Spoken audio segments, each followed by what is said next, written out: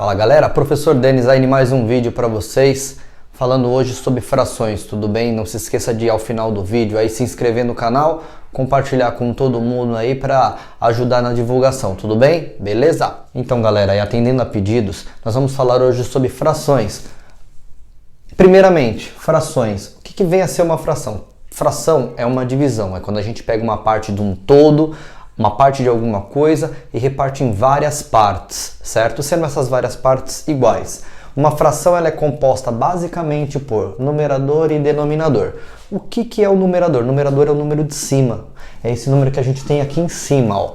E denominador é esse número que a gente tem embaixo da fração. Denominador é aquele que dá o nome à fração, né? Por exemplo, 1/3, 1/2 e 3/8, ok?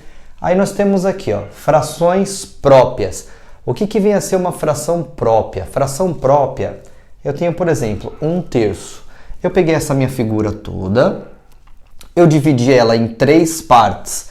Dividindo essa minha figura em 3 partes, eu consumi apenas uma. Quer dizer, eu pintei apenas uma parte. Então eu tenho 1/3.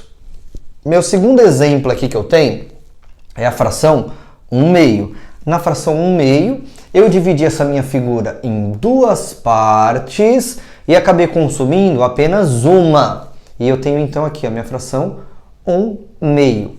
E essa minha última fração aqui é a fração 3/8, que é o que acontece com a minha fração 3/8. Eu reparti a minha figura inteira em 8 pedaços iguais e consumi apenas 3, ó, 3 partes de 8. Isso daqui são exemplos de frações próprias. Vamos ver agora o que é uma fração imprópria.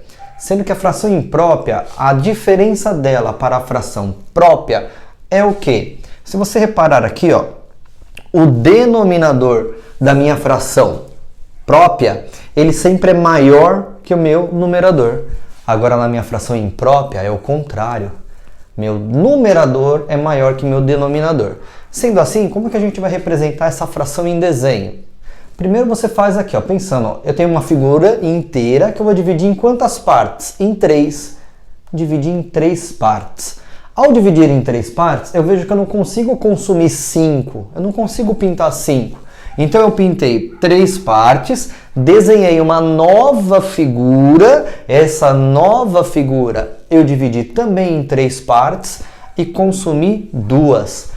Essa minha fração imprópria, eu posso dizer que na verdade é esse inteiro, né? Essa minha fração aparente, que nós vamos ver em seguida o que é uma fração aparente. Essa minha figura inteira, mais 2/3, ok? Então, na verdade, essa minha fração 5/3 é como se ela está numa forma imprópria. Ela tem um número inteiro e uma fração própria junto com ela, tudo bem? E aí a representação por desenho dela fica dessa maneira, em 2 desenhos. Ao contrário da fração própria, que é um único desenho para ela. E agora a fração aparente, o que acontece? Eu tenho essa minha figura toda, eu vou dividir ela em 4 partes e vou consumir as 4 partes dela. Então uma fração aparente, o que acontece com ela? Ela de repente vai ter sempre o numerador e o denominador sendo o mesmo número. Porque lembra no começo do vídeo que eu falei que toda fração ela é uma divisão? 4 dividido por 4, 1. 1 o quê? Uma figura inteira. Então a fração aparente ela é uma figura inteira. Assim como nessa fração imprópria, eu tenho, ó, 3 de 3, que eu consumi 3. Então isso daqui também é uma figura inteira. Tudo bem, galera? Até a próxima, curta o vídeo aí, compartilha com todo mundo aí, tá ok? Segue o canal.